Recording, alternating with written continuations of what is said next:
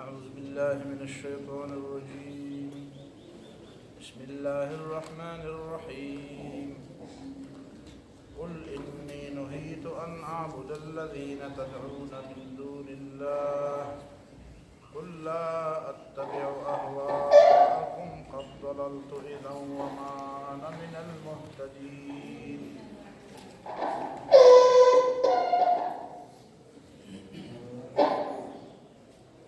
دا چې کله مونږ درس شروع کوو په هغه وخت کې ټیک کوو، مخکې ټیک نه کوي، نه ده طریقه هم دغه ده. کله په کار شي نو اس په هغه وخت کې مړی چې کوم وخت جنګ لږي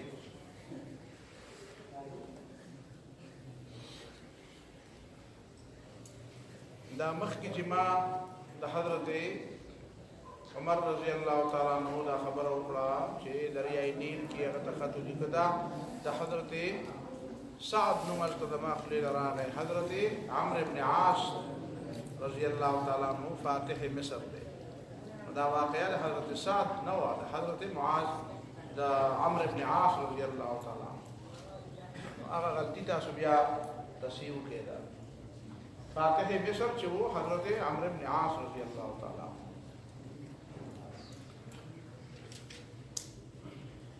قل إني نهيت أن أعبد الذين تدعون من دون الله. دلته بیا تاسو ته بل ورته ما ویلي چې نهي عن المنکر ځان له ذکر شوی او امر بالمعروف ورسره نشته. دا نهي د اصلیت دلایل کې یو دلیل. قل إني نهيت حالانکه کوم ځای کې چې امر بالمعروف راځي هغه سره نهي عن المنکر ورسره وضروري نه چې کوم ځای کې نهي عن المنکر راشي هلته د امر بالمعروف. نو دا دی ګوره یو ځای پکې دا دی نهي عن المنکر راغلی ده او امر بالمعروف ورسره نشته. وعنده مفاتح الغیب لا يعلمها الا هو. مفاتح د مفتاح جمع ده او د مفتاح جمع ده. چې د مفتاح جمع شي نو تعالتنا مراد د جرنده کوم شی چې ته کولاوي هغه خزانه او د مفتاح جمع ده مطلب تنا هغه چابي ده. د دوه مقصد یو دی چابياني یا خزانه. وعنده مفاتح الغيب د الله سره خزانه د غیب دي. نو دا الله چې مفاتح د مفتاح جمع کوي. وعنده مفاتح الغیب دا الله تعالی سره چابیان د غیب دي. نو دا الله چې مفاتح د مفتاح جمع شي مطلب د دوړو یو دی، یعنی د غیب مالک الله دی. غیب صرف الله ته معلوم دي او مالک هم الله او علم هم د الله سره دی او لا يعلمها الا هو. باغی د بار تاکید شو. وهو الذي يتوفاكم بالليل ويعلم ما جرحتم بالنهار. يتوفاكم بالليل د شپې تاسو توفی کوي. د توفی سره کوي یوازې مرګ ته وایي. نو دلته يتوفاكم بالليل څه معنا ده؟ چې تاسو د شپې مرئ، یعنی دا نوم چې دی دا خو د موت سره یو قسم د مشابهت دی. حواس په دې کې معطل او دا د دې لپاره الله تعالی دا نوم په موږ باندې تواری کړی دی چې دا موږ ته ښیي چې ګوره یو ځل به مرئ. په دې جنت کې به خوب ولې نه وي. نو د هغې یو وجه نور وجه خو الله تعالی ته به علمي حکمتونه خو د الله تعالی سره دي.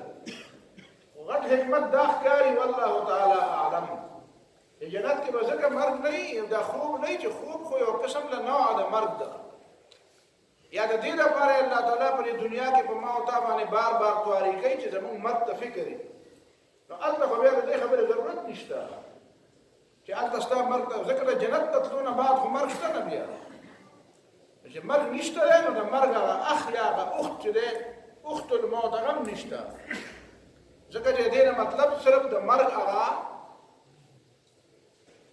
تذکیر دی، تذکیر بالموت. ذکر سار پاسین و دعا ماشومان ته خلق یادې چې دا دعا وایي چې الحمدلله الذي احیانا بعد ما اماتنا. یوازې ماشومان به نه وي ته به وي احیانا بعد ما اماتنا. الله تعالی را بیا دوباره ژوند راکړو یو نوې تازه سهار څنګه تازه وخت دی او د مرګ نه راپاسېږي د خوب نه راپاسېږي بېرته یې کار ته را تازه کړي نو په دوه معنو سهارنی وخت د تازګۍ دی د خوب نه بعد سړی را تازه شي او د هرې ورځې دپاره نوي نوي کارونه دي نو دا خو د دې دپاره دي دویم د دې دپاره دي چې که ټول عمر ورځ وی او ټول عمر شپه وی نو بیا خو دا ژوند نه تېرېږي څنګه سورت قصص کې الله تعالی وایي قل أرأيتم إن جعل الله عليكم النهار سرمدا قل إن أرأيتم إن جعل الله عليكم الليل سرمدا كټول عمر در باندې الله تعالی شپه کې ورځ به څوک راولي چې ټول عمر در باندې ورځ کې شپه به څوک راولي دا ورځ او دا شپه د دې لپاره ده چې دا ژوند د دې نه بغیر نه تېرېږي اجي تاسو څه وایي دا کوم خلک کاروبار کوي لکه فرض د دکانداران بیان چې دکاندار سهار وختي ځي نو هغه بل وایي یاره دی د ما نه وختي راځي زه وختي لاړ شم چې بل بیا ورسره ځي او مقابله ورسره وایي چې دی داسې زه نه شم چې دا ټول عمر ورځ وایي او شپه نه وي نو دا خو باید مړو دواړه ځکه یو به د یو د ژوند ته وجې نه بل به د بل د ژوند ته وجې نه مطلب دا دی چې دا خو د دنیا دا نظام په دې طریقه الله تعالی چلی چې دا کله خوشحالي کله خفګان کله لوېده کله پاسېده کله تیاره کله رڼا یو خو ستا په ژوند مختلف حالات راځي په مختلفو حالتونو کې دې ازمي د شپې دې مو ازمي د ورځې دې مو ازمي په خوشحالۍ کې دې مو ازمي په خفګان کې دې مو ازمي په ځوانۍ کې دې مو ازمي په بوډاتوب کې دې مو ازمي کور کې هم د کور نه بارم په کاروبار کې د کاروبار نه بارم په غم کې په خاده کې دا ټولې خبرې د دې دپاره دي چې دا د ازمایښونو دپاره جنت کې خو ازمایښت نشته نو هلته به حالات همدغه یو شان کېږي همدغه یو شان یو موسم به یو دور البته ولهم رزقهم فيها بکرة وعشیه مطلب دا دی چې وخت په وخت چې دنیا کې تا ته وخت په وخت ډوډۍ ملاویږي داسې به درته هلته ملاویږي هلته د بکرة وعشیه مطلب دا نه دی چې سبا بېګا به پکېږي خو مطلب یې دا دی ډوډۍ وختونه مقرر دي وختونه به ولې مقرر دي او تا ته په وخت په وخت به ډوډۍ ملاویږي خو خبره خو ما د خوب کوله یتوفاکم باللیل د شپې تا وفات کوي یعنی دا وفات کول یوازې مرګ ته نه وایي خوب ته م وایي دغه دی پته ولګوي چې دا توفا په موت کې دا نس نه دی نو الله تعالی چې عیسی علیه السلام ته وایي چې انی متوفیک نو دې معنا دا نه ده چې دا تا مړ کوم توفا رفع ته م وایي دا نوم ته م دغه دی نو هلته یې معنا رفع ده جسماني د توفا ډېرې معنی شوې که نه مرګ هم معنا شوه خوب هم معنا شوه او جسم او روح دواړه اوچتول هم معنا شوه اوس دا خبره چې سړی وایي چې دا یو د دې مثال راته وښیم دا واقع خو په دنیا کې یو ځل شوی ده چې یو ځل کوم شی شوی د هغه به څه مثال یو کار چې په دنیا کې شوی یو ځل دی نو د هغې بل مثال د کوم نه را پیدا مثال یې ویل تا ته به ما مثال ویلی چې یو شی په کائنات کې شوی یو ځل دی د عیسی علیه السلام د عرفه دا بل چا سره دا چل نه دی شوی چې جسم او روح دواړو سره یو ځای اسمان ته ختلی دا کار بل ځای نه شي نبي علیه السلام خو لاړ خو بېرته راغی که نه خو بېرته لا نه دی راغلی بیا به وروستو راځي او چې خلک خبرېدل نو تللی به راغلی به دا مطلب شو قل هو القادر على أن يبعث عليكم عذابا من فوقكم أو من تحت أرجلكم أو يلبسكم شيعا ويذيق بعضكم بأس بعض انظر كيف نصرف الآيات لعلهم يفقهون قل هو القادر على أن يبعث عليكم ورتوایا الله تعالی په دې قدرت لري چې راولېږي په تاسو باندې عذاب د برنا او من تحت أرجلكم یا ستاسو د پښو نه د لاندې د ځمکې نه او یلبسکم شیعا یا تاسو تقسیم کی پر ډلو کې یلبسکم تاسو تقسیم کی پر ډلو ویذیق بعضکم بأس بعض او وسکی تاسو ځینو ته جنگ یا خوند د جنگ د نورو د یو بل د جنگ په خوندم پوهېږي انظر کیف نصرف الآیات لعلهم یفقهون وګوره څنګه په بدل بدل انداز بیانو مونږ دلایل د خپل حاکمیت او د وحدانیت دې دپاره چې خلک پې ښه جوور پوه شي د دې آیاتونو مطلب دا دی چې د اسلام تعلیمات هغه شی دی چې په انسانانو کې امن پیدا کوي د انسانانو پر معاشره کې د هغې په وجه امن پیدا کوي او د امن د پیدا کېدو لپاره دا ضروري ده چې بعضې انسانان دی د بعضو انسانانو د خدای دعوه نه کوي دا د امن لپاره ضروري ده چې انسانان دی په نورو انسانانو باندې خپله خدایي نه مني په دې خبره کې پوره پوه شي نو هله به په دې آیت پوهېږي او کیف نصرف الآیات په دې ربط به هم پوهېږي اسلام هغه دین دی د الله تعالی دین هغه بنیاد دی چې د کوم په وجه باندې په انسانانو کې امن راځي په انسانانو کې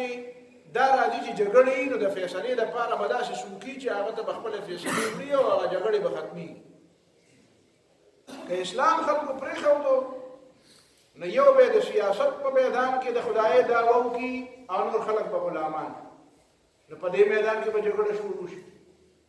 بل به د مذهب په میدان کې د خدای دعوه وکړي او نور خلک به غلامان کوي نو دلته به بله جګړه شروع شي بل به د معیشت په میدان کې د وسایلو په قبضه به هلته به خپله خدایي په خلکو باندې مني نو د هغه په مقابله کې به څه خلک راپاڅي به چې ستا خدایي په دې کې نه منو نو د ژوند چې څومره اهم میدانونه دي په دې ټولو میدانونو کې به ځان له خلک د خدای دعوې شروع کړي لکه تاسو ګورئ د سیاست په میدان کې ځینو خلکو د خدای دعوه کړې ده وایي نه دې کې اسلام ته ضرورت نشته زموږ خبره به مني چا د دې مذهبیاتو په معنا کې د خدای دا پیران او دا مولیانو ځان د خدایان جوړ کړي دي او یا کې خلکو خدایان جوړ کړي دي حرام او حلال د په خوله کې دي دی وایي زه یم دا حرام دی دا به حرام وي زه یم دا حلال دی دا به حلال د بل چا مه منه ځینې پکې داسې دي چې هلکه د خپلې ډلې د ملا ملا او د بلې ډلې د ملا مه منه وایي موږ ته یې ویلي دي چې ستاسو ولا تؤمنوا الا لمن تبع دینکم دی ورته ویلي دي ولا تؤمنوا الا لمن تبع دینکم چې ستا په ډله نه وي نو په هغه به اعتماد نه کوې د هغه په مسله به اعتماد نه کوې نو دا ځکه چې د هغه خدایي ته هلته چلنج کوې که هغه وایي چې د بلې ډلې مسلې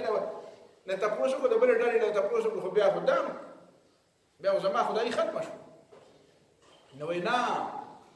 خپلې ډلې د مسلې د سړي نه به تپوس کوې چې دا ټیک دی که دا غلط بل د معیشت په میدان کې د خدای دعوه کوي چې هغه وایي چې دا وسایل رزق زما په لاس کې زه چاله غواړم ورکوم چې زه چاله نه غواړم نه به ورکوم د دې ټولو خبرو بنیاد څه دی د دې خبرو حل څه دی او د دې په وجه جګړې روانې د مذهب په نوم جګړې دي د معیشت د وسایلو د قبضې لپاره جګړې دي د سیاست او د حکومت په بنیاد کې جګړې دي دا د دې نه علاوه بیا د خیل او د خاندان او د رنګ او د نسل او د علاقې او د ژبې او د مفاداتو پر ټولو نومونو جګړې دي د رنګونو په بنیاد جګړې دي د تور او د سپین جګړې دي د علاقو په نوم جګړې دي د ایشیا او د یورپ او د امریکې او د افریقې جګړې دي د ژبو په نوم جګړې دي تاسو ګورئ کنه د ژبو په نوم څومره جګړې د عرب او د عجم په نوم باندې جګړې دي د دې ټولو جګړو بنیاد څه دی بنیاد اسلام پر خوندل د دې ټولو خبرو حل په اسلام ځکه چې په اسلام کې د حاکمیت اعلی اختیار الله تعالی ته حاصل او دلته چې د دوه کسانو جګړه شي د عرب او د عجم جګړه شي نو فیصله به څوک کوي الګ دنیا خو یا عرب دی او یا عجم نو عرب وي مونږ ورایو او عجم وي مونږ ورایو نو فیصله به څوک کوي نو که عرب فیصله کوي نو عجم به نه مني او که عجم فیصله کوي عرب به نه مني ځکه چې کوم یو چې فیصله کوي خو هغه په ځان ته خامخا به اختیارات ځان ته ورکړي تبره به ځان ته وایي کنه د خپل مفادات او خیال بساتی کنه د سرمایدار او جاگیردار چې د غریب او د کسان سره جګړه شي بیا به فیصله شو غریب به کوي که کسان به داسې د معیشت په اسبابو کې داسې مطلب دا دی چې دا جګړې به رواني او یلبسکم شیعا ویذیق بعضکم بأس بعض دا دنیا ټوله ولې په ډلو کې تقسیم ده دا ځکه چې دې دنیا د اسلام پرېښودې او د اسلام کې د الله تعالی حاکمیت پرېښودې د دې ټولو مسلو حل د الله تعالی حاکمیت دا د فلسفیانو جګړې دي فلسفیان هم څوک یو څوک بل څوک نو د دې فیصله به څوک کوي؟ دوه کسه. دا عام عقل عام خبره ده چې دوه کسه په جګړه یو څوک فیصله کولو والا نه وي، جګړه به زیاتېږي. نو د دنیا جګړې څنګه زیاتېږي؟ نو دنیا کې بدبختي څنګه زیاتېږي؟ یهودیانو یې موږ غوره یو، نو هغه د غیر یهودیانو سره جګړې کوي او د هغوی په وسایلو قبضه لګوي. سوفیت فام امریکایانو یې موږ غوره یو، نو هغه د نورو سره جګړې کوي، د هغوی په وسایلو قبضه لګوي. په وړه سطحه باندې عرب او عجم دا په عراق کې تاسو ګورئ، یا به د شیعه او د سني په نوم جګړه او یا به د عجم او د عرب په نوم جګړه. نو د دې جګړو بنیاد څه دی؟ د جګړو بنیاد دا دی چې تا توحید پرېښودی دی. د جګړو بنیاد دا دی چې تا او د توحید کې حل څنګه و؟ نو وایي توحید معنا که ته حاکمیت اعلی نه کوې، نو بیا په دې ته هم بیا نه پوهېږي. دی خو وایي توحید صرف دې ته وایي چې خدای ته سجده لګوه. هغه وایي زه د جګړې خبره کوم په سیاست کې، دا ټیک ده که دا ټیک ده، ته وایي سجده خدای ته لګوه. نو سجده خو حل نه دی. خلق حاکمیت اعلی په دې نقطه کې دی چې خبره به د الله تعالی منې، د الله تعالی خبره منه، نو بیا به او ټوله دنیا تاسو انسانان یې، بندګان یې، او الله تعالی رب دی. الله تعالی نه د سیاست په میدان کې د چا ډډه کوي، او نه د معیشت په میدان کې، او نه معیشت ته حاجت شته او نه دې ته حاجت شته. اصل د الله تعالی په لاس کې د کائنات حکومت دی، او نه د عربو ملګری دی او نه د عجمو ملګری دی، او نه د عربو سره خاص تعلق دی او نه د عجمو سره خاص تعلق دی. نو دا د دنیا د تمامو جګړو د فیصلو یو حل واحد، هغه دا دی چې د الله تعالی حاکمیت او خدایي ومني، د الله تعالی ربوبیت ومني. او چې د الله تعالی ربوبیت نه مني، نو بیا به دا همدغه آیتونو ترجمه ده: فهل عصیتم ان تولیتم ان تفسدوا في الارض وتقطعوا ارحامكم. فهل عصیتم ان تولیتم، تاسو دې ته ګورئ نه چې که د اسلام نه مخ واړو، نو ان تفسدوا فی الارض، نو بیا به دا جګړې روانې، بیا به د معیشتو، د وسایلو، د مذهبو، د سیاستو، د حکومتو، د رنګ، د نسل، د ژبې په بنیاد به دا جګړې روانې. وتقطعوا ارحامکم، بیا به پلار د زوی او زوی به د پلار او ورور به د ورور دشمن وي. ځکه خو دې آیاتونو پسې وروستو الله تعالی د ابراهیم علیه السلام واقعه ذکر کړي. د ابراهیم علیه السلام په سر باندې شکایت بادشاه ته چا کړی؟ پلار یې کړی. د رب په دې مطلب باندې کې دا د حاکمیت مسله زده کړې، نو تا ته به د آیاتونو کې پوره پته لګي، بیا به رڼا درته میلاو شي چې دلته ورته دا وایي چې ګورئ ورته دا په عذاب کې چې اخته یې، دا په جګړو کې چې اخته یې، نو د دې بنیادي وجه تاسو اسلام پرېښودل دي، د الله تعالی حاکمیت پرېښودل دي. او چې دا پرېږدې، نو بیا به یو بل دشمنان شي. لکه ګوره ورته ابراهیم علیه السلام یې زوی دی او آزر یې پلار دی، او هغه پلار یې د دې زوی دشمن شو. ولې؟ ځکه چې پلار یې په حکومت کې غټ سړی و. نو هغه ځکه دې بادشاه ته په دې زوی باندې شکایت وکړو، او د زوی په مقابله کې د پلار خبره، د بادشاه خبره ځکه ومنه، هلته مفاد و، هلته د هغه وزیر و، یا د هغه کاردار و، یا د هغه د فوج جرنیل و، یا هر څه چې هغه په حکومت کې لوی سړی و، په نمرود پسې دریم نمبر سړی و. نو د خپل زوی په سر باندې چې ابراهیم علیه السلام زوی د هغه په سر باندې بادشاه سره ملګری شو. اصل چې بادشاه د ابراهیم علیه السلام مخالف و، نو داسې د پلار هم ورسره مخالف شو. کني نو چې پلار یې بچ کولی، نو بچ کولی دی، مثلا بچ کولی چې هلکه دا بادشاه ته یې ویل چې بادشاه صاحب دومره غټ سړی یم او د ما یو زوی دی، خیر دی غلط کار یې وکړ، نو ته ولې اور ته یې ولې اچوې او د کلي نه ولې وباسې؟ بلکې الټه پلار ورته ووایي چې دلته د کلي نه وځي. وهجرني مليا، یوازې بادشاه نه ورته د پلار ورته په خپله. دا ولې؟ دا ځکه چې هل عصیتم ان تولیتم ان تفسدوا فی الارض وتقطعوا ارحامکم. دا خو اسلام دی چې ته دې ته راټینګ کړی چې د یو بل حقوق ادا کوه. دا خو د الله تعالی حاکمیت دی چې ته دې ته راټینګ کړی چې په دنیا کې به دا جګړې مه کوه، او دا جګړې فیصله کوي به څوک؟ دا به الله تعالی فیصله کوي. د الله فیصلې ته وکې دی. او پیغمبر علیه السلام به ځکه فیصله کوي چې هغه عربو نه دی مقرر کړی. دی پکې وایي، دا سوال کوي، ته خو وایې چې یاره فیصله به الله تعالی کوي، هلته خو رسول الله صلی الله علیه وسلم هم پکې ته وایې فیصله به کوي، په هغه به ایمان راوړه. رسول الله صلی الله علیه وسلم خو عرب دی. نو مې رسول الله صلی الله علیه وسلم عرب دی، خو د عربو پیغمبر کړی و. نو که عرب دی او د عربو پیغمبر کړی، خو بیا خو هلکه چې عربو کوم سړی پیغمبر کړي، موږ یې بیا نه منو. نو رسول الله صلی الله علیه وسلم خو عربو نو پیغمبر کړی، نه خو الله تعالی پیغمبر کړی. عربو کې خو داسې خلک وو چې په کان نه ایستلی و، د کلي نه ایستلی و، الزام یې پې لګولی و، لیونی ورته ویلی و، دروغ یې پې تړلي وو، جنګ یې ورسره کو، زخمي کړی و، خفه کړی و. دا عربو داسې پښتانه دغه خو نه و ده، پاکستان نه خو څوک نه وتلي، هندوستان نه خو څوک نه وتلي، خو همدغه عربو که نو دا خو عربو نه و مقرر کړی پیغمبر. ته ما ته دا به تا اعتراض به تا هله کولی چې پیغمبر علیه صلات وسلام عربو پیغمبر کړی دی. نو عربو په خوښه خو نه دی پیغمبر شوی. پیغمبران خو اکثریت په عجمو کې راغلي. زموږ د عربیانو خلک هلته عربو کې مزدوري کوي، نو چې د عربیانو نه خفه شي وایي خدای دې وباسه 1,40,000 پیغمبران د پکې راغلي دي، سړیتوب د پکې پیدا نه شو. په موږ کې یو نه دی راغلی ستاسو نه ښیي. نو ما یې داسې مه وایه، 4 پیغمبران په عربو کې راغلي دي، ټول باقي په موږ کې راغلي دي. 4 پیغمبران دا ونه ویل تا او هغې ته به پته نه وي که نه تا له به جواب درکړی. په عربو کې به صرف 4 پیغمبران راغلي، هود علیه السلام، صالح علیه السلام او بل څوک شعیب علیه السلام او رسول الله صلی الله علیه وسلم. اسماعیل علیه السلام کې اختلاف دی. اسماعیل علیه السلام د اولاد نه وروسته بیا عرب شوي، دا عرب مستعربه دي، وروسته عرب شو. نو دا 4 او رسول الله صلی الله علیه وسلم او که زیات نه زیات پکې اسماعیل علیه السلام حساب کړي نو دغه عربي ژبه یې ویلې، حساب یې پکې. نو دا باقي خو ټول څه دي؟ باقي خو عرب نه دي، بلکې هم عرب نشته.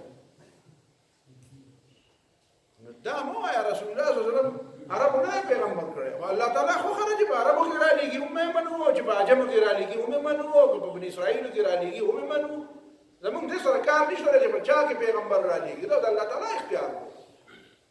دا فرق لا نفرق بین احد منهم، موږ ته د دې فرق اجازت نشته. موږ ټول پیغمبران منلي،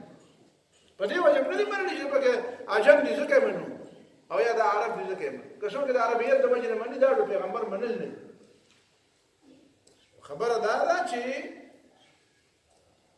فیصله انسان ته اختیار نه دی حاصل. داسې انسان ته اختیار نه دی چې ته به تا ته اختیار حاصل کړي. تا له دا اختیار چا درکړی چې فرض ته به ویره د دې حل دام دی، د دې حل دام دی چې لکه موږ به په خپله باندې اختیار ورکړو، چې لکه ته زموږ فیصله وکړه. نو ته به د هغه اختیار ورکړې، خو تا له دا اختیار چا درکړی چې فیصلې به خلکو ته حواله کړي؟ نه، خو اسانه خبره ده. هلته به یو څو کسه کښېني او وایي به چې لکه موږ پلانکو لکه د اقوام متحده کې چې په سلامتي کونسل کې دا 5 مستقل ممبران ناست دي، لکه وایي دوی به فیصله کوي. ده ته دا اختیار چا ورکړی ته به فیصله کوې، خو زور دی دی. خو زما زور راغی زه بیا به ته وینې چې زه په یو قلم په جنبشه دله ختموم که نه ختموم. خو نن ستا زور دی نو وایه چې څه کې کوه. او که زما زور راغی زه یې منم، زه د سلامتي کونسل هم نه منم. او دا 5 ولې دا مسلمانان انسانان نه دي؟ 50 نه زیات ملکونه دي او 1.5 ارب خواوشا آبادي ده، د دې په سلامتي کونسل کې نمایندګي نشته. تاسو په خبره خو پوهېږئ که نه؟ زه څه ویل غواړم. دی وایي چې یاره ته چې وایې چې فیصله به خدای کوي، رسول به یې کوي. نو وایي د فیصلې خو دا طریقه هم ده که نه چې خلک راجمع شي. وایي چې لکه دا په اقوام متحده کې راجمع وایي دی خلکو له چا اختیار ورکړو چې ته به زموږ فیصله کوې. هر چا نه دې تپوس کړی، تا ما نه تپوس کړی د ما فیصلې اختیار به کوي. ما نه تپوس نه دی چې نه دی کړی چې نه مني. خلکو د نمایندګانو نه به تپوس کوې که پاتې شو دا چې الله تعالی پیغمبر کړی نو الله تعالی ته حق حاصل دی. هېچا نه تپوس نه دی کړی محمد صلی الله علیه وسلم پیغمبر که منې ومنه که نه جهنم لځه. بس دا صفا خبره منه که نه جهنم لځي. نو خو رب دی نو هغه ته خو اختیار دی. نو تا ته کوم دی سپین پوستکو مقرر کړه، سفید فامو مقرر کړو. سفید فام اړو د سره فضیله او نبی علیه السلام ویلي چې لا فضل لعربي على عجمي ولا لعجمي على عربي ولا لاسود على احمر ولا لاحمر على اسود. ګوره ته په تور باندې او تور ته په ګوره فرق څه نشته؟ فضیلت نشته. نو ته څوک یې چې ته فیصله کوې؟ یا دا دونه موده تا وکړه اوس به موندو اوس هم زموږ دور را روان دی. تاسو ته پته نشته خو دور را روان دی. 15 مارچ نه بعد د دنیا دور بدل شو. 15 مارچ کې دا په نیوزیلینډ کې چې واقعه وشوه تاسو ته پته نشته، دنیا بدله شوه. او چې کوم خلک لا نه پېژني نو هغه به سوره د پس ته پته ولګي. صبر وکړه، کال نیم زیات صبر وکړه، تا ته به پته ولګي دنیا بدله ده که نه ده. دنیا بدله. موږ د دې خوبونو ډېر نه یو قایل کړي. ما پخوا یو خوب لیدلی و او ما 1923 دغه خوب په نتیجه کې ما مقرر کړی چې 1923 کې به دنیا بدلېږي، 2023 کې به دنیا بدلېږي. دا په دې الفاظو کې خطا کېږم مخکې چې د حضرت سعد بن د حضرت عمرو بن عطا ته بیا خبره کله خطا شي 2023 کې ما ولا دا خوب تعبیر کې ما 2023 نو بیا رښتما ته پته ولګلې طيب اردوغان ویلي 2023 کې په دنیا د نظام بدلون ده اعلان وکوم او د معاهدینو دا ما ته رښت بیا پته ولګلې نو د پاره باندې بالکل ما ته بالکل صفا یاد او د په دې پوهه ما هغه ته وخت په وخت داسې صورتحال راځي چې هغه خبره رښتیا کیږي الله تعالی خلق ته خی کنه لهم البشرى في الحیات الدنیا کله کله الله تعالی څه خبره نو دور روان دی اسلام تی نه نو دا به نه پوهیږي ځکه نه بد دې دور نور ختم خو دې آیت باندې ځان پوهیږي انظر کیف نصرف الآیات ګوره کنه دې کې آیاتونه کوم دي اوس دې کې آیت کوم یو دی تاسو پوه شئ آیت خو مخکې دا قل هو القادر على أن يبعث عليكم عذابا من فوقكم أو من تحت أرجلكم أو يلبسكم شيعا ويذيق بعضكم بأس بعض نديك كما آياتنا مراد أو ديت القرآن سوي انظر كيف نصرف الآيات نقول عذابا من فوقكم دبرنا فعذابنا تير زماني كراغلي او من تحت ارجلكم زلزله امراغلي دي سيلابونه امراغلي دي او يلبسكم شيعا نو ما ته دې خبره وکړه دا اوس موجوده عذاب دی کنه دی دا په دنیا دا عذاب نه دی دا چې د رنګ د نسل د مفاد د سیاست او د مذهبي اجارهدارۍ په نوم باندې دا کومې جګړې روانې دي دا د الله تعالی عذاب نه دی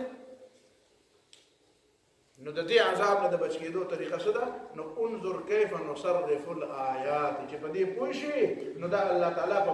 بدل طریقه وایي زه د آیاتونه بیانوم لعلهم یفقهون چې دې په دې خبره خصم پوه شي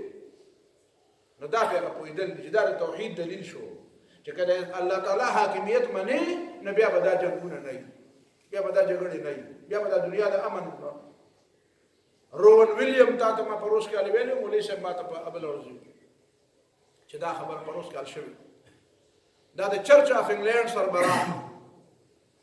نو دا ویلی چې په دنیا کې د ټولو نه زیات د امن لپاره کار یوازې محمد صلی الله علیه وسلم کړی دی دا هغه جریفال ول د خبرې په جواب کې گویا کې هغه اگر چې ورته شوی وي هغه خبر په 2003 کې کړی و او د روون ویلیام په 2008 کې وکړ او په هغه وخت کې ګورډن براون وزیر اعظم د برتانیې نو هغه بیا امریکا کې چې چاته پوښتنه کوي تاسو د چرچ سربراه خدا ویلي د چرچ اف انګلند ځان له چرته یو کیتولیک او پروتستانت دا جدا دي خدای یو پکې دا چرچ اف انګلند پکې دا د چرچ اف انګلند سربراه وی چې هغه ویلي دي چې په دنیا کې د امن لپاره کار یوازې محمد صلی الله علیه وسلم کړی او بل دا ویلي چې زما وش کې دی نو ما په برتانیې کې اسلامي قوانین نافذ کړی وي د برتانیې د چرچ سربراه وایي بي بي سي له انټرویو ورکړي وایي چې زما وش کې دی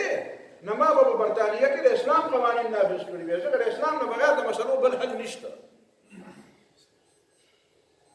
نو وایي ګورډن براون ته هلته امریکایان وایي چې ستاسو هغه د چرچ سربراه د اسلام خبرې کوي هغه وایي د اسلام پکې پکار دی نو ګورډن براون ته ویلي دی چې هغه ماشوم نه دی اسنجیده سړی دی چې کوم خبره کوي نو ټیک خبره کوي نو ته یې باندې ته نه پوهېږي چې خبره کوم طرف ته روانه ده په دې ته نه پوهېږي چې خبره کوم طرف ته روانه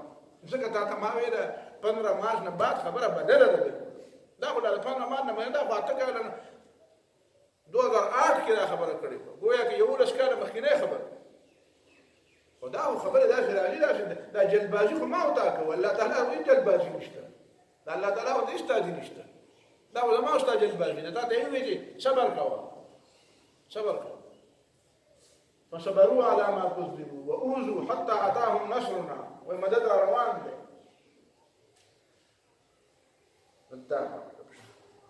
لكل نبأ مستقر لكل نبأ مستقر دا هر خبر د پاره چې الله تعالی ورکړل دی هغه د رښتیا او زشتا همدا ته وایي لكل نبأ مستقر د هر هغه واقعي د هر خبر د پاره چې الله او رسول ورکړل دی مستقر د رښتیا او زیاده دا څه ساده ترجمه هر هغه خبر چې الله ورکړل دی دا څه به پیغمبر صلی الله علیه وسلم چې کوم خبر ورکړل دی دا څه به نو ابي او مستقر دا غیر رښتیا او زیاده یو وخت براشي دا ثابت شي دا دی نو هغه وخت الله تعالی معلوم کړي چې کله وسوف تعلمون او تب په پوه او په دې مخکې خبره کې مکذب به قومك وهو الحق استا قوم نه مني او خبره رښتیا ده نو قل لست عليكم بوكيل زید باندې په زور نشم باندې ومنه په ځان پوهه نه پوهه او په زور دې باندې نشم دا واذا رايت الذين يخوضون في اياتنا دا آیاتونه داسې لګي دا قران چې وته ویلي کنه دا محدث دی تازه دی ما ياتيهم من ذکر من ربهم محدث دی قران ته الله تعالی تازه ویلي دا قران تازه کتاب دی تازه معنا دا چې دا په کوم دور کې وته ته بل دغه دور کتاب نو هغه دور په مسله تاسو یې دا چې کوی لکه ته دا خو د مسلې زمانه خبرې کوي لکه دلته اوس ګوره ورته واذا رايت الذين يخوضون في اياتنا یو دور بداسه و چې هغه اسلام خلکو په دې کې نه حسابو دا املا د دنیا د مسلو د حل کتاب دی اوس وایي چې ټول مقابله د اسلام سره ده اوس وایي چې مقابله نور ختمي ټول مسله د اسلام سره ده نو اوس هغه په دې پوه دي چې راځي د آیاتونو او داسې استادانه برتي کړی دي چې هغه د آیاتونو داسې مطلبونه بیانوي چې د اسلام نه واړی دا غامدي دي ولې برتي کړی دا هغه منسوبي کوي دا وحید الدین خان چا پوي کو د دې لپاره پوي کو چې اوس د خلکو ذهن د اسلام نه واړی خلک اسلام طرف ته روان دي د اسلام نو د څه معنا جوړه کی چې هغه نعوذ بالله د اسلام اجه بظاهر به ته دوکه چې خبره د اسلام ده او خبره د اسلامي نه ندارته و اذا رايت الذين يخوضون في اياتنا چې کله تا کسان ویني چې هغه باسونه کوي په تکذیب د آیاتونو زمون کې آیاتونو کې باس کوي او آیات کوي نه قدرتي خبره ده ما سره یو صاحب بحث کوي نو ما ته وایي چې نو ما ته په اسلام کې بحث مکوه ولې زه مسلمان نه یم نو ما ته چې کوم دا انسان منظم بیا په میډیکل کې بحث کوم ته نه میډیکل کې به بحث نه کوي که تاسو د میډیکل علم نشته نو ما ته په اسلام کې بحث نه کوي تاسو د اسلام علم نشته او کته چې دا زه مسلمان یم نو ما زه کوم انسان یم میډیکل د انسان د وجه سره تعلق ساتي نه او د انسان د بدن نه بحث کوي کنه دا هغه صحت او د مرض د بحث کوي نو زه انسان نه یم نو بیا څنګه چې ته مسلمان یې په وجه باندې په اسلام کې د بحث حق لري د انسانیت په وجه باندې په میډیکل کې د بحث حق لرم خیر دې کړه میډیکل ما یو ټکی نه دی ویلې وینا دا په بعد دا په علم نو ما په دغه علم دلته وایي يخوضون في آياتنا عربی باندې نه پوهیږي او د آیات په ترجمه بحث کوي عربی باندې نه پوهیږي او د حدیث په مطلب بحث کوي او دا ځینې چې ځان ته وایي چې زه مقلد نه یم او د خپل امام مقلدي چې هغه د اردو کې کومه معنا کړې وي دغه معنا دا کته ته بل شل نه ویلو نه دا دغه نو زه ته مقلد یم ما په یو ځلې په برتانیې کې کتاب راو وایي چې دا ترجمه ده ما ته وی په عربي کې چې دې دا وایي دا ترجمه یې باندې لاس کې خو په ترجمه مې ورته لاس کې خو اردو مې ته وایي چې په نه کوي مې پیغمبر علیه السلام اردو ویلې و عربي نو مې ته په عربي کې چې ته په دې کوي ته خو ما ته وایي چې دا اردو وایي دا اردو پیغمبر ویلې و دا ستاسو ګلاوي زه دا ترجمه غلطه کړې په دې نه پوهیږم دا لکه مضبوطه ولا ترندې چولې مضبوطه ولا تالې چولې وای خبره باندې په څه طریقې وته چولې نو هغه طریقې خلکو له ورزي کله ولا کمبل منبل او کله ورجی او کله کجوري او کله بل څه دا مختلفه طریقې دي دا مختلفه طریقې ما موږ دلته په دې ورګر کې په هغه زمانه کې په دې باندې جوړ دي زموږ ډېر شي مرګري شاګردان مولوي صاحب دا مولوي صاحب د علاقې خبرې نو حالت چا لطیفه یا بل لطیفه یا باسه خبره او تاسو دې لطیفه په شان دیواله د ډېر زیاته سنجیده په لمه ده بیا په باندې شي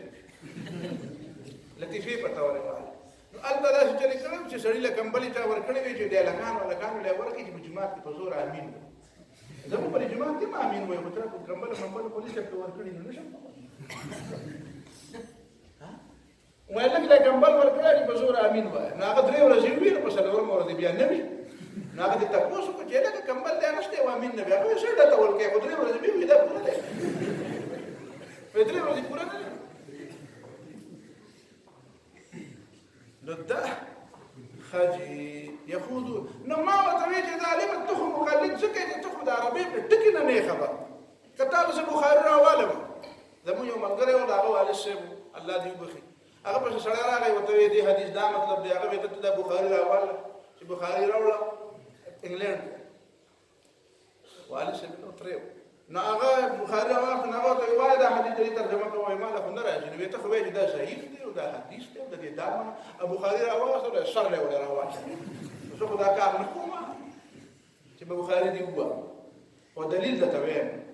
چې ته مقلد نشوي ته جامد مقلد د اردو نه بغیر د پښتو نه بغیر د معنا د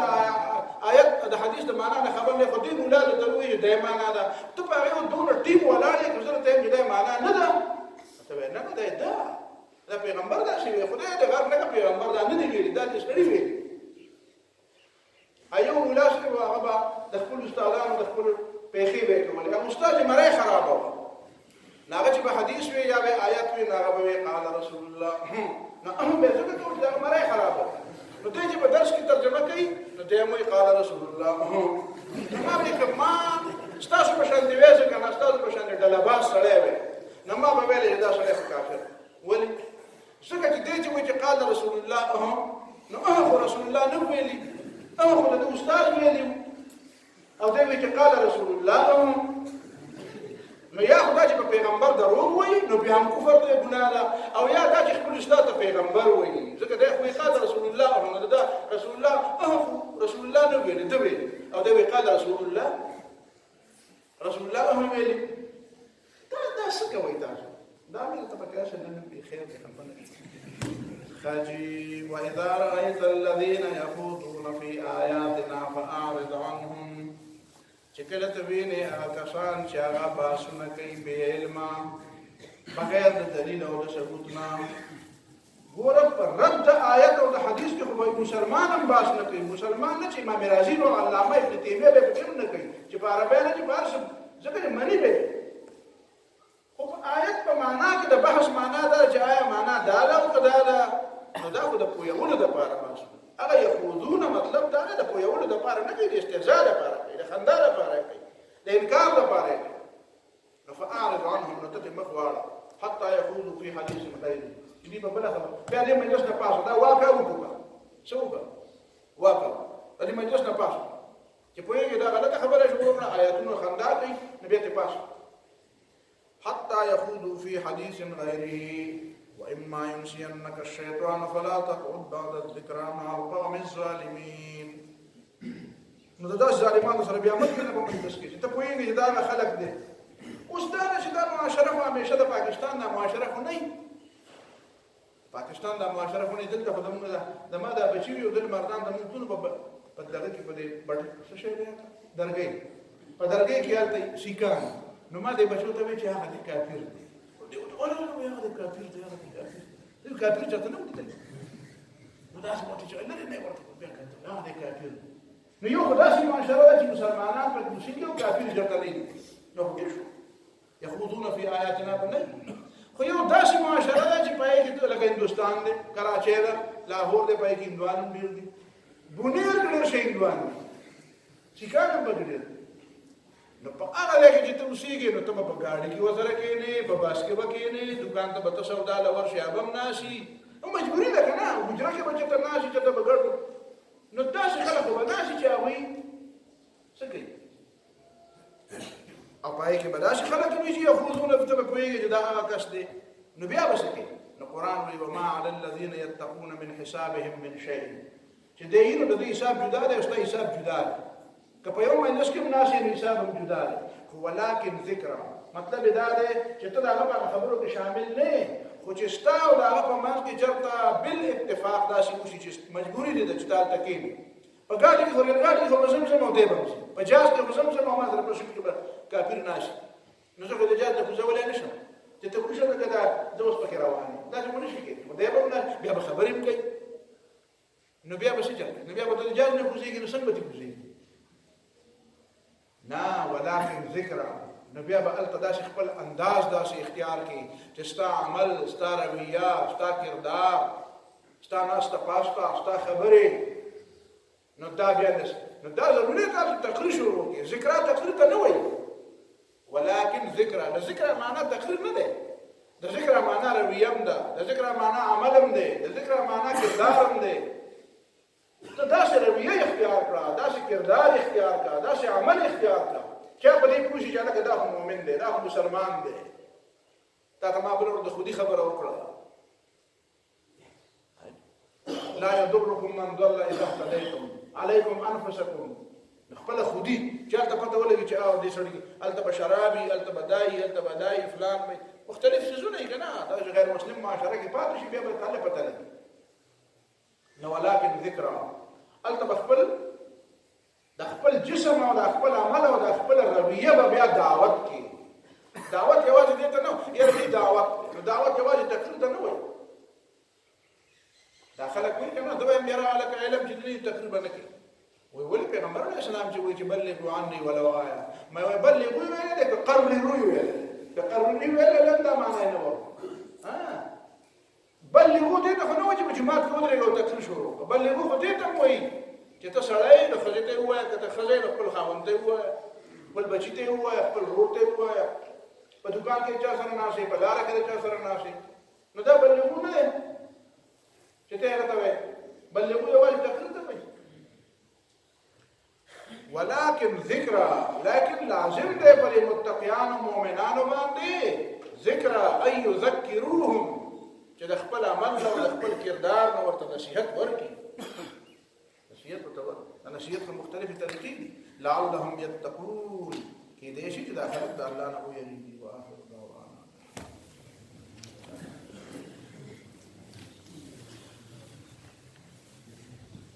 ما من حسابك عليهم من شيء، ما من حسابهم عليك من شيء. مخکې وروسته لیکلی، وروسته دې مخکې صحیح لیکلی. حساب کا مطلب سمجھ میں نہیں آیا. مطلب دا دی چې دی خلک وایي چې دا ستا سره چې ناست دی دا خو دا کړي دي او دی کړي دي او دی کړي دي، نو دا حساب به ورسره په خدای په قیامت کې کوي، ته یې ورسره اوس مه کوه، ځکه چې ده توبه ایستلې ده، خدای معاف کړې، او که معاف کړي او که نه معاف کړي دا اختیار الله تعالی ته راشي. نو چې کوم حساب به په قیامت کې کېږي دا ورته په دنیا کې مه کوه. او څنګه چې دې ته دا حق نه دی حاصل چې ستا سره حساب وکړي، نو تا ته دا حق نه دی حاصل چې د دوی سره حساب وکړي. زړه زمانه د اسلام نه مخکې څه کړي دي ته ورته په هغه ولې حساب وکړي، د توبې نه مخکې څه کړي ته هغه ولې حساب وکړي. دا ورته په پیغور کې وې چې ته خو مړه ته داسې لکه حضرت بلال یا حضرت صہیب ته وې دا وې تا خو داسې وې او هغسې وې. نو دا سړي خبرې ورته ما له الاسلام یهدم ما کان قبله. پاتې شو دا تر دې نه علاوه په دې کې څه کمزوري، نو دا ټولې کمزورو د لرې کولو دپاره خو د پیغمبر دا معنا نه ده چې هغه به د هرې غلطۍ باندې سزا ورکړي خلکو له. اصلاح به کوي او د اصلاح به وجود به په خلکو کې کمزورۍ وي. نو څه کمزورۍ خو داسې نه چې هغه بشري کمزورۍ دی، خو څه کمزورۍ داسې چې انسان سره دا سره انسان سره خو د هغې حساب نشته او حساب نشي کولی. او تا پرون وویل چې ماذا وجبتم قالوا لا علم لنا. پیغمبر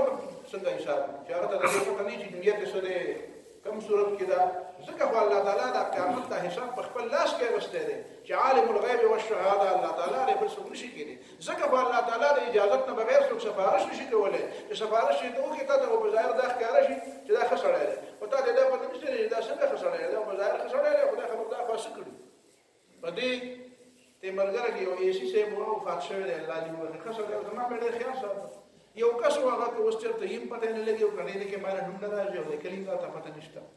هغه به یو ځل ما سره داسې ونښته و چېرته تلم، یو ځل د ګاډي پیسې ورکړې 100 روپۍ باندې ما په هغه ګاډۍ نیولې و دغه ته تلم چېرته میدان یو ځای او دی ما سره کېناست وایي دا پیسې به زه ورکړم. مهرباني بله ورځ اختصار راغی ما ته وایي چې یاره جي یو ډېر ضروري کار دی مانځه پسې شي زه کله کور ته راغلم او دی راغی مې څه وایي چې یاره جي جومات له مې سلیپر راوړه او دی ایسي صاحب رانه دې ولي او دا ته راغله راشه مې زه چې ورله مې ایسي صاحب ته مې دا خو سلیپر جومات له راوړه ده هغه ویل لکه وایي دا ورته پرېږدې سلیپر د پرېږدم دا هغه ایسي صاحب ما ته وایي ته راځه ما ورته به چای وڅښو بیا به تالی شي ما نه د مکان ما نه د شی به راسره خامخا چای مې وڅښلو ما ته وایي دا سړي ته پېژنې ما وایي یاره بس داسې ګلابي ګران ګلابي نو ما ته پته وایي دا اوس مغلم وایي داسې پېژنم دا ما سره 5 زره نیولې او دغه سلیپر ولاکه یو ارزه دې وایي جومات دی نو وینم چې ته راتې نو ما وایي چې ستا د وجې نو ما وایي چې صاحب نورې خبرې پرېږده دا خو دې زما په خولې پرېږده خو ښه دې ونه کړه نه به دې ما ته به دې ویلی چې دوست به پرېږده نه به دې وایي نه ما خو ستا لحال ما یې زه پر بله مسله پوه شوم وایي څه من ذا الذي يشفع عنده الا باذنه باندې پوه شوم څنګه به کوي ما دقه خوشل چې الله تعالی په قیامت کې هر چاته وایي چې وایي د دې سړي مبارک او زه به چې خدای پاک دا مال دې داسې دا شټ به داسې ځوان نیولې او د عبادت برکات نه پر بیا کول او خدای پاک به ماته وایي چې تا به نه پلي کول خو د خور حق نیولې او زمکه پردې نیولې د رور حق نیولې زمکه پردې نیولې او دروغ وي او غلای کړی او ډاکې کړی او قاتل او تاسو صرف په ځوان شټ باندې په ما بخي نو څنګه وایي چې منزل الذي يشفع عنده الا باذنه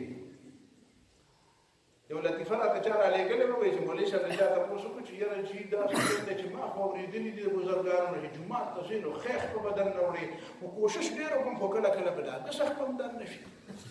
نو هغه پېژنده هغه ورته ویل چې هغه خور چې د دربانې مقدمه کړې ده او د هغې هغه میراث کې چې د هغه ځمکه نیولې یا هغه کور چې دې نیولې هغه غریب جاړي یو ته مینت کوي بل ته مینت کوي د هغې هغه مال واپس ورکړه نو خیر دی جومات ته ښه او بېسه په پرېږده په ټوپونو راغله دا ډېر ناکاره مولوي صاحب دی وګورئ بې داسې خبره ده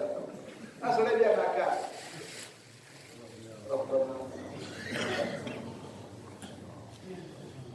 زمونږ د مولانا امین الله محترم چاچي وفات شو د هغې د مغفرت لپاره